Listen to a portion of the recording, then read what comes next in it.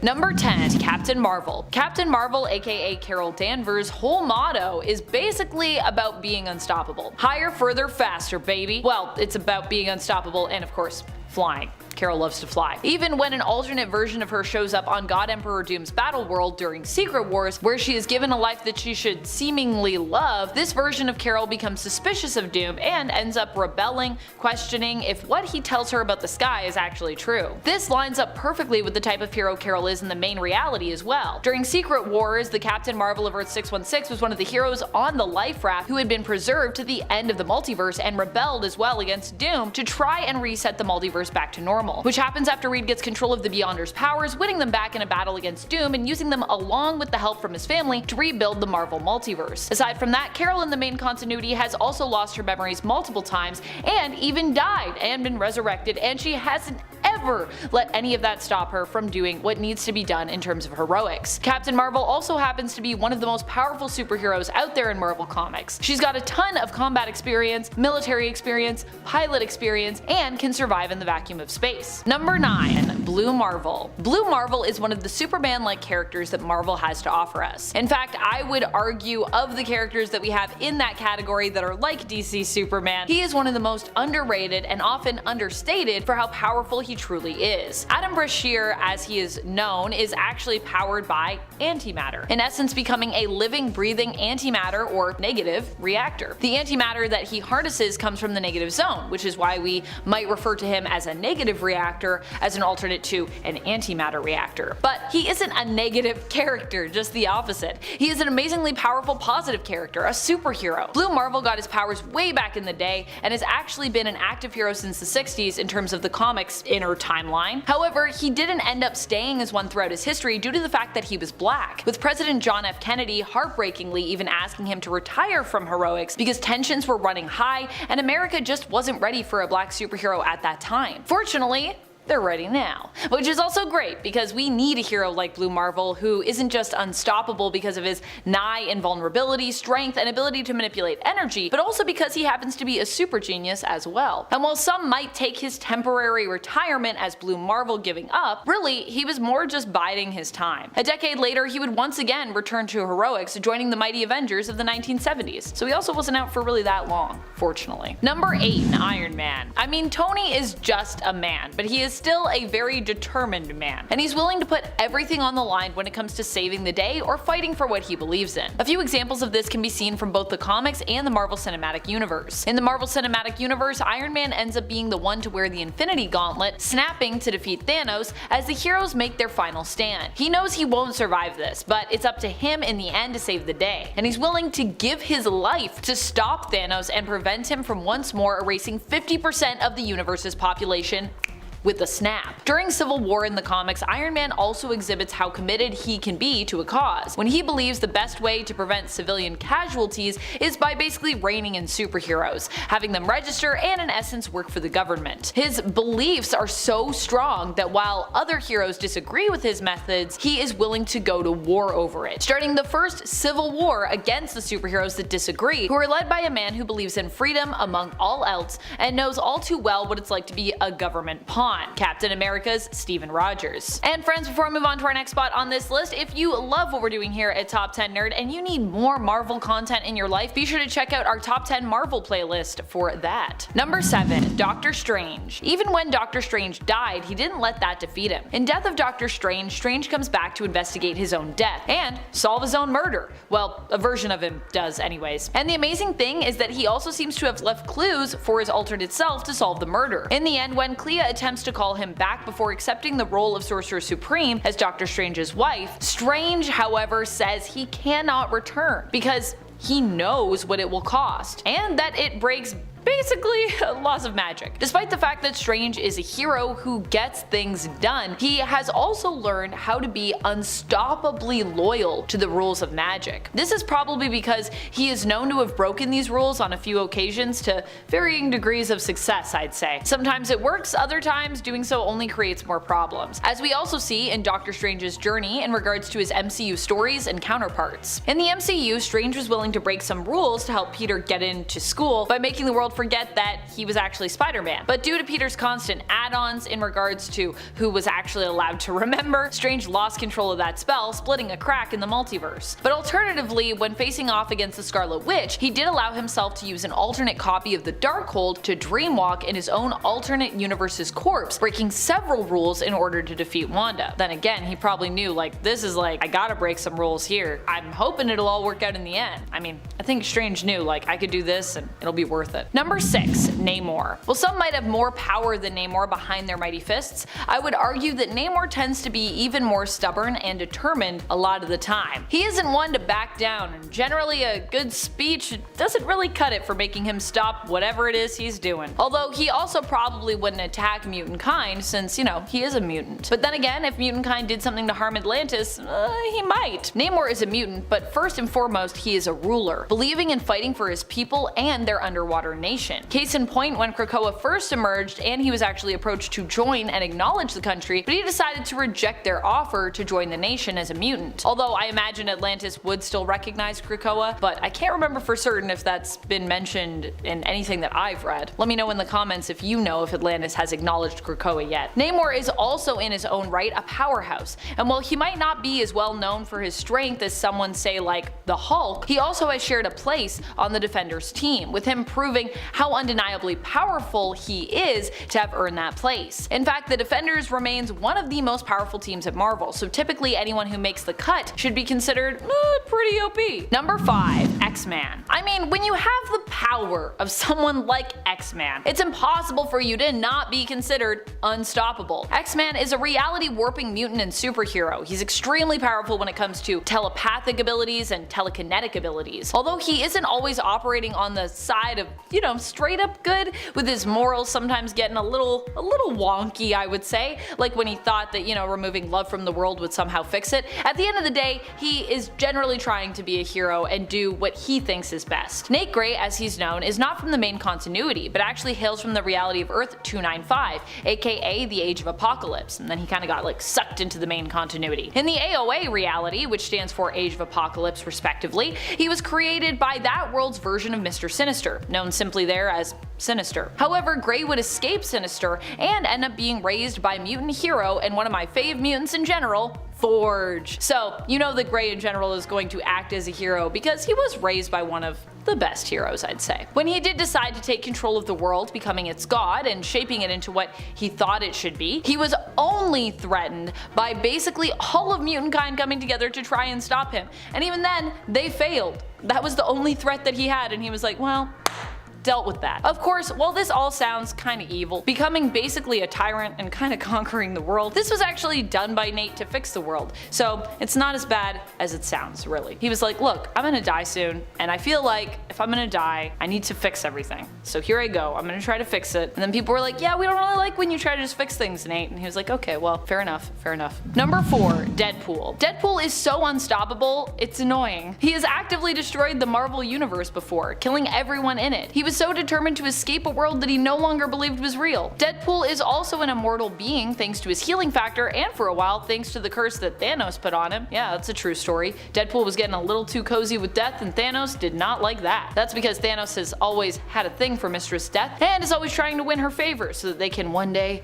be together. Maybe one day. Thanos has an unhealthy obsession with death, I would say. So Thanos, when his potential future relationship status was threatened, decided to curse Deadpool so that he couldn't die, thereby preventing him ending up with death and keeping the two of them apart. Deadpool for a while was human, and it was during this time that Wade Wilson became a lot more squishy and I suppose stoppable. But even then, he didn't end up dying, but instead would be reverted back to getting his powers, going from handsome mortal Wade Wilson back to kinda ugly, unkillable Wade Wilson. Oh my gosh. When are we getting the Immortal Deadpool book, I wonder? That could be a whole book. Someone write that. Immortal Deadpool. Number 3. Magneto. I mean, Magneto literally kept himself alive through sheer willpower and massive control of his powers. I think that means he deserves his spot on this list. And for those who might think, yeah, but is Magneto a hero, Amanda? I would say that you could argue for him being on either side, really, hero and villain. Magneto throughout most of modern comics has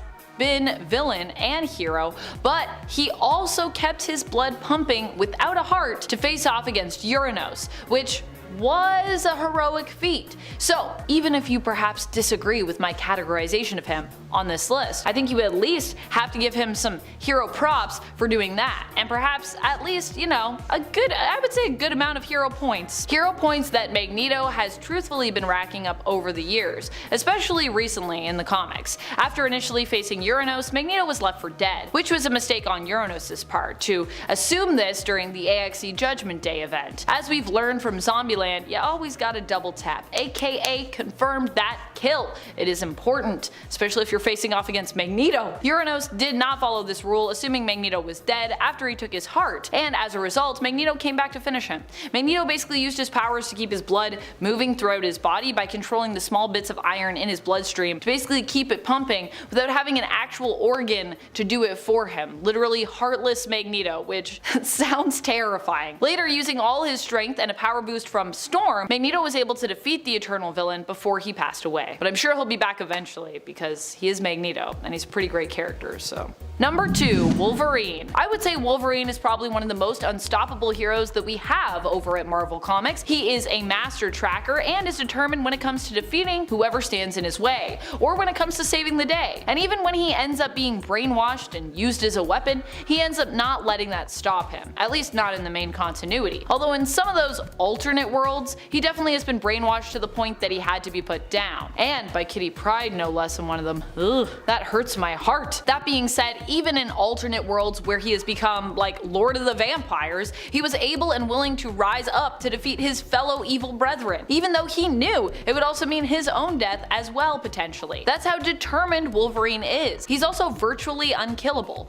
Well, I guess unless you drown him. But even then, Wolverine has fallen into oceans and washed up miles off on another shore unscathed, so for a man that can still be drowned, I mean, he does pretty well to make it out alive of those underwater situations. Number 1, Hulk. I mean, we can't do a list like this and not talk about Hulk, am I right? The Hulk is not just a powerful hero, but he's also a stubborn and determined one. We've seen this shine through not just in his Hulk persona, but also as Bruce Banner before as well, but especially as the Hulk. Let's turn to World War Hulk as an example. In this story, Hulk was shot off planet by the Illuminati and ended up in Sakaar. He not only rose above being a gladiator, helping to lead a rebellion and an uprising, but after Sakaar was destroyed from a ship exploding, Hulk was determined to get back at those who had sent him there in the first place, and then later seemingly ruined his happiness, even though that isn't quite what happened, but that's what the Hulk thought happened, and that's all that really matters. He returns to Earth to get revenge on the Illuminati,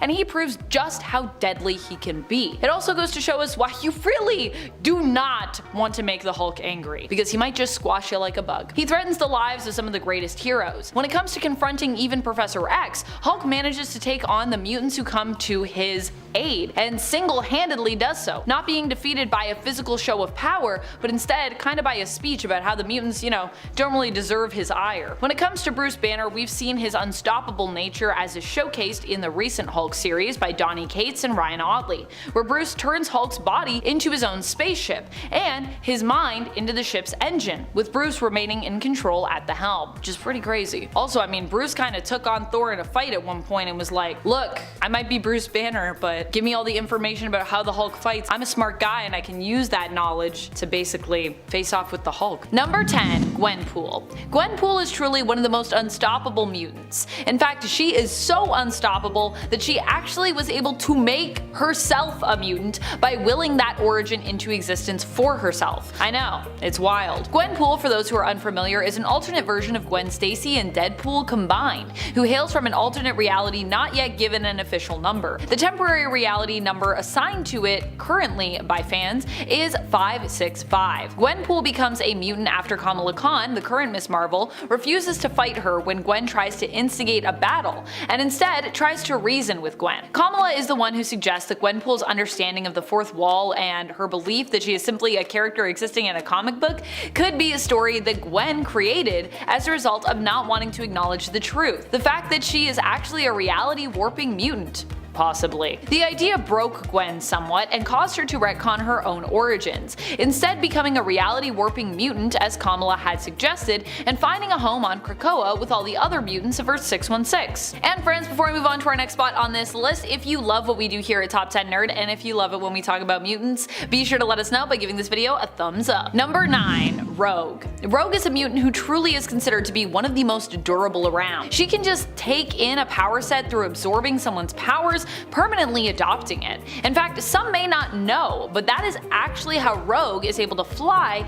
and where she gets her strength and her durability from. She actually stole those powers from Carol Danvers, aka Captain Marvel, aka formerly Miss Marvel, which is how she was known at the time. For a long time, Rogue was unable to properly control her powers, causing her to accidentally steal people's memories, powers, and even psyches just from touching them, and causing Rogue to often be much removed from her other fellow mutants, friends, and loved ones, afraid she might hurt them accidentally after she became a hero, and resulting in her basically wearing fully covering outfits, except for her face, of course. However, it was this very fear that apparently prevented Rogue from controlling her abilities, and once she faced it, she gained better control over her powers, making her virtually unstoppable, which is also probably why a lot of writers keep her on the sidelines, or prefer to. She's kinda hard to write because she is so unstoppable now. Number 8. Magneto. Pretty much nothing stops Magneto, not even losing his heart. Now, if you've seen our Unstoppable Superheroes list, then you know what I'm talking about. So for this point, I'm going to talk about another insane feat of Magneto's,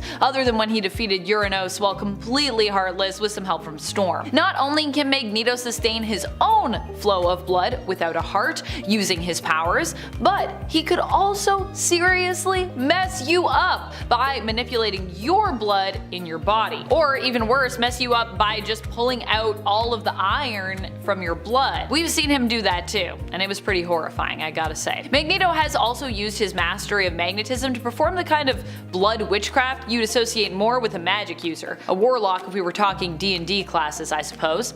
Magneto has used this ability to manipulate the blood of his victims to also control their minds, turning them into mindless zombies who will do his bidding as a result of manipulating the flow of blood to their brains. Who needs telepathy when you have magnetic mutant powers, I guess? Number 7. Apocalypse. I mean, there is a whole reality based around the idea of what if Apocalypse was unable to be stopped. This reality is known as Earth 295, aka the Age of Apocalypse. And in this world, Apocalypse becomes pretty much inevitable thanks to the early demise of one man, Charles Xavier, aka Professor X. AOA just goes to show you what a force Apocalypse is, and if you aren't convinced by an alternate reality where Apocalypse rules the world, you can also turn to a more recent X-Men event, Ten of Swords, aka the Otherworld Tournament. During this fight, Apocalypse faced his wife, who was possessed, and even against the seemingly unbeatable foe that was Annihilation, Apocalypse still managed to win,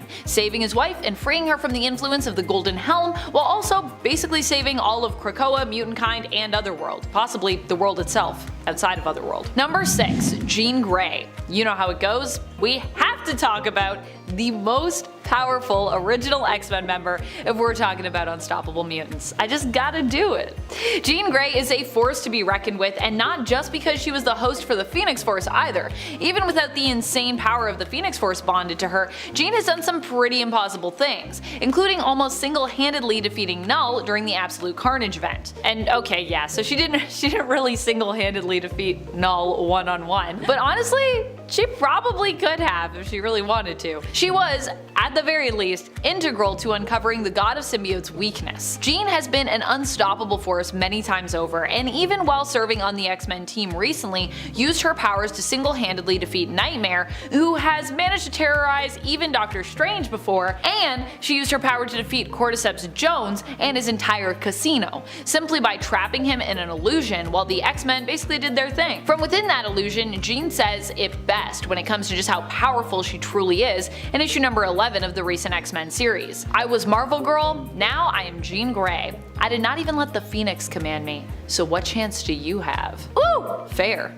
I would never try to command Jean Grey. I would only let Jean Grey command me. Number 5. Hope Summers. Hope is pretty understandably unstoppable. I mean, she combined with the powers of Wanda was even powerful enough to defeat the Phoenix Force, which is known for being extremely stubborn, resilient, and of course pretty much invincible and indestructible. Now granted, the Phoenix Force did not remain defeated forever, it was not permanently destroyed, but that wasn't really as a result of Scarlet Witch and or Hope being ineffective. That was more to do with the cyclical nature of comics where, well, rarely anyone or anything remains dead, banished, or defeated. Hope is unstoppable because her mutant power allows her to adopt any other mutant powers, so really the only way to defeat her would be to put her in an isolation chamber, and good luck getting her there, considering that she currently lives on an island where she is constantly surrounded by all kinds of mutants from all different alignments and where some of the most powerful mutants known to us reside. And then there's also the fact that, I mean, technically Hope kinda worked with Wanda's powers, and now Wanda isn't a mutant, so what does that even mean? Does that mean Hope can just take any powers? I'm still not sure about that. Number 4. Miranda. Miranda doesn't have a fancy code name. She's just Miranda. While not necessarily canon in the main continuity, Miranda is still one of the most unstoppable mutants I could think of, so I'm including her here, despite the fact that I believe she does exist outside 616. Although with her power set, that is something that seems like it could easily and quickly change if Miranda willed it to be so. Miranda is from the story X-Men Worst X-Man Ever, a limited series covering only one arc by Max Bemis and Michael Walsh. We are introduced to Miranda through Bailey Hoskins, who is the self-proclaimed worst X-Man ever. Bailey's powers allow him to self-detonate, in essence a human bomb, but that is all he can do, which means that it's kind of a one-use power, therefore lame and not really useful at all, because, you know, if you use it, you'll be dead. Bailey also isn't particularly skilled, athletic, or smart. On the contrary, his friend Miranda can warp reality, shaping it as she sees fit. If Bailey is the worst, Miranda is kinda the best. While Miranda does use her powers, Bailey doesn't even seem to notice at one point, calling her out years later for not doing enough, when, oddly enough, the whole time, Miranda has been unknowingly saving the whole world and possibly the universe multiple times over, which she reveals and is like, I was here the whole time like saving everyone, but you know, I just changed reality so no one really notices. Number 3. Squirrel Girl. I mean, isn't unstoppable just a synonym when you think about it for unbeatable? For some reason, when it comes to mutant lists, I always tend to forget that Squirrel Girl herself is a mutant. I don't know why I forget about Doreen, because I love her so much. And this also happens to me despite the fact that when we're first introduced to her in the comics, she advertises herself to Iron Man as a mutant. I guess it's because Squirrel Girl, despite being a mutant, is not often associated with the X-Men, but instead prefers to align herself more with the Avengers, or the Great Lakes Avengers anyways, and other Avenger-based teams. Number 2. Mr. Sinister. Mr. Sinister might strike you as an odd pick for one of our top spots on this list, but with what he has been up to lately, I gotta say, I think he deserves it. As we ramp up to the Sins of Sinister event, which I'm sure is going to be a banger, but also end up destroying the beautiful golden era that has been X-Men comics recently, and Krakoa. Poor Krakoa. Sinister is quickly becoming the most powerful he has ever been. Currently, this is all thanks to his Moira protocols, as revealed in Immortal X-Men. With the Moira protocols, Mr. Sinister can control the timeline, basically tweaking it as he sees fit to better understand the best way for him to shape the world as he would like it to be. If he makes a change that doesn't actually work out for him in the end, he just destroys that powered Moira clone that he has to erase that change and outcome, and then kinda like tries again. So this allows him, with all the Moira clones that are powered, to try, well, infinite possibilities for what the world could be, which is pretty scary. This is an insane level of power and could possibly make him one of the most unstoppable mutants ever, unless a whole bunch of mutants and heroes are able to do something about this, though he might not be the most unstoppable. Number 1. Iska the Unbeaten. Iska is truly unbeatable. Even the closest I have ever seen to her being beaten, she wasn't really beaten at all. She still won, but in winning, she also kinda lost. Does that make sense? Let me explain. The Fisher King on planet Arakko, formerly known as Mars, following the events of AXE and the invasion of the Eternal Uranos, who destroyed much of the planet and many of its mutant population, ended up challenging Iska to a battle of understanding. The Fisher King did this as a way of getting back at Iska the traitor, who had turned on her own people in the past, and then then did so again when Uranos first attacked the planet, turning on her fellow seats on the Great Ring of Araco. This is not something Iska chose to do, but something she was forced to do as a result of her power, because she can never lose. And so to beat her in his own way, knowing that he wouldn't win, the Fisher King challenged her to a battle of understanding where the winner is the one who most truly understands the meaning of loss. Ho ho ho! As you can imagine, Iska won, but in so doing she felt great grief over all that she had lost and chose to leave Araco and resign her seat on the Great Ring. This is the closest I've ever seen to Iska losing something, and still she technically won because she understood grief the best between the two, or understood the idea of loss, I should say. Iska is such a fascinating character, so while she is gone for now from Araco, I do hope we continue to see her appear in the X-Books. I mean, who knows, maybe she'll be the key to defeating Sinister? I don't know. Number 10. Sunspot. Sunspot is a mutant that I feel I do not talk about enough on this channel, so I'm using this list to grow his ego just a little bit more. Sunspot is unstoppable in many ways. He's not only powerful as a mutant, even willing to give his life to save the day, refusing to be stopped by whatever problem comes his way, but he's also insanely ruthless when it comes to the world of business. He is wealthy and so often can break through barriers that some mutants might be limited by due to their income bracket. Besides that, Roberto is probably also one of the most stubborn characters, not even just mutants, that we have in comics, and for that reason he is also personally pretty unstoppable, as he doesn't usually give up or throw in the towel easily. And if you want to talk about power levels, woo! Sunspot has been referred to before as one of the most powerful mutants ever. Now granted, I think he was the one who called himself that, but Bobby's ego aside, I do actually myself believe him to be one of the most powerful. Number 9. Darwin. Darwin is one of the mutants who was brought on the mission to infiltrate the Children of the Vault's home base, known of course simply as the Vault. Darwin was handpicked for this mission due to his unique mutation, which allows him to adapt to any situation, evolving himself to best survive whatever he comes up against. For this reason, he's pretty unstoppable. This is also why the Children of the Vault valued him and ended up capturing him, because his mutation was also valued amongst them and makes them a lot more unstoppable as they can implement it into their own evolution to help them evolve smarter and faster, making them even more formidable foes for the X-Men. Number 8. Franklin Richards. Franklin Richards might not have his powers currently in the comics, but that doesn't stop him from being one of the most powerful mutants to have ever existed, and definitely the most unstoppable, at least across time. Besides, I'm pretty sure Franklin will have his powers and his mutant status back eventually. Like Gwenpool, Franklin was also revealed to have willed himself into becoming a mutant, although he did so subconsciously, which is even more nuts. Franklin's powers were of the reality warping variant, and apparently without knowing it, he used them to make himself appear as a mutant. However, as his powers waned, it was made clear that he was not truly one, but simply appearing as one thanks to these powers. And apparently this was confirmed when we noticed that, yeah, Franklin, oh wait, no, you're not actually a mutant, you're just a depowered mutate, so whoops. This is why he ended up getting rejected from Krakoa, although Professor X did not appear to Franklin personally, but simply in his astral form. Number 7. Moira McTaggart. Moira McTaggart,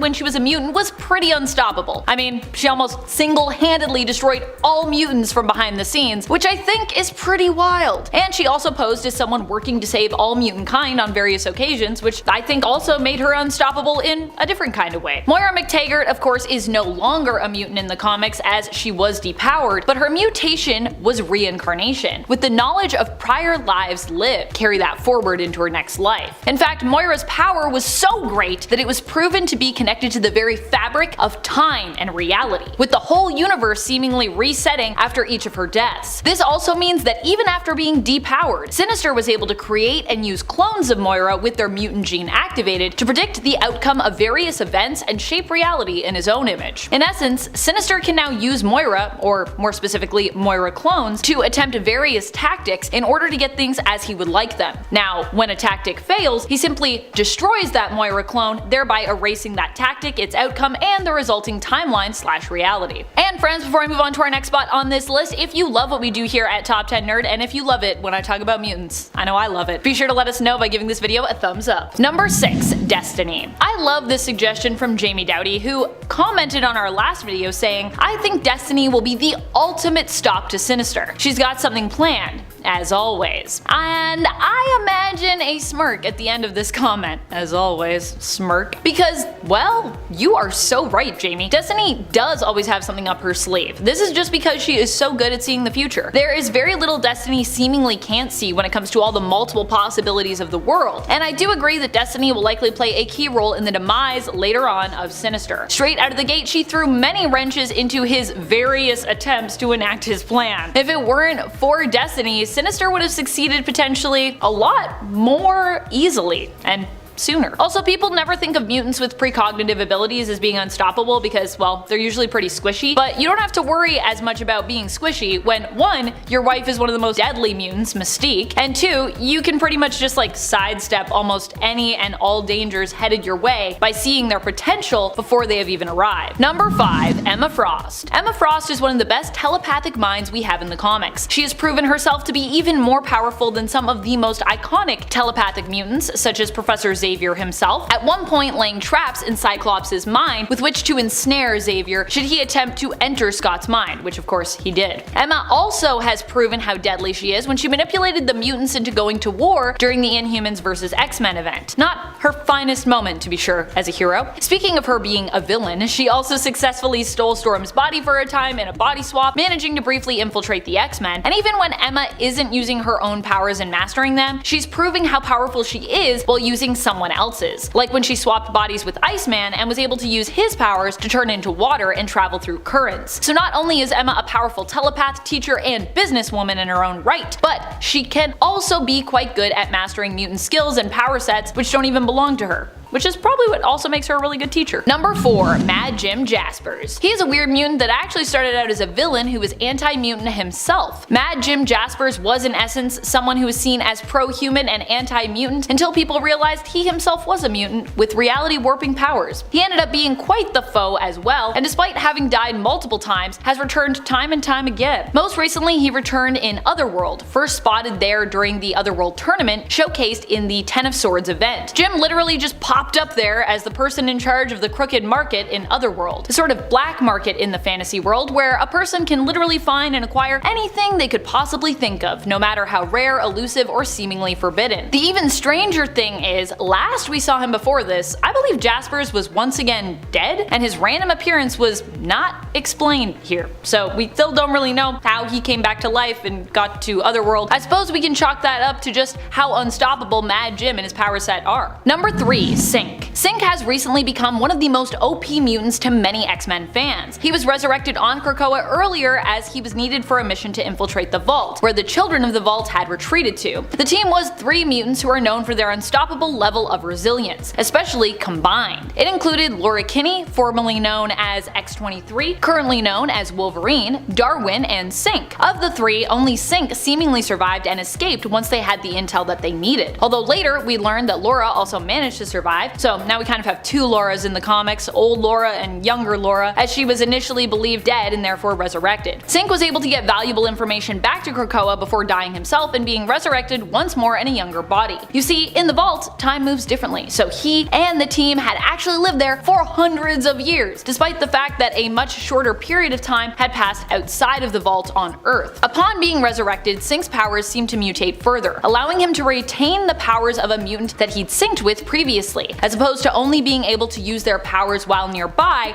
and synced with them. Although using this power to its fullest extent does seem to be hard on Synch's body, so there is that. Number 2. Iceman. I think Iceman has proven time and time again that he can't be stopped. The story I recanted earlier where Emma was able to use Bobby's power while in his body to travel through water as water, that is also something Bobby himself can now do, as was evident when he fought recently against Fin Fang Foom in the first run of the Marauder series. His fellow mutants and teammates had thought that Bobby had been destroyed when in reality he hadn't. It looked like Fin Fang Foom obliterated him, but Bobby, being Bobby, he just turned to water, went into the ocean, and came back up again, proving that he is a force to be reckoned with. Even hell can't stop Bobby. He'll just freeze it over again, as he's also done in the past before. And to be honest, it would probably be even easier for him this time around, as he's continued to grow in power since then. You know you're unstoppable when you are able to do things like freeze hell over. Number 1. Storm. Storm is not just a mutant with unbelievably unstoppable powers, she is also a literal goddess. What does that mean? Well, it means that Storm can be even more unstoppable just from the power of belief. At one point, Storm ends up literally being confirmed as a goddess after people believed for her to be one for years. We are shown that when people believe in Storm, this gives her even more power, which is wild because base level power Aurora Monroe is already off the charts. Storm is a fearless leader who does not even fear death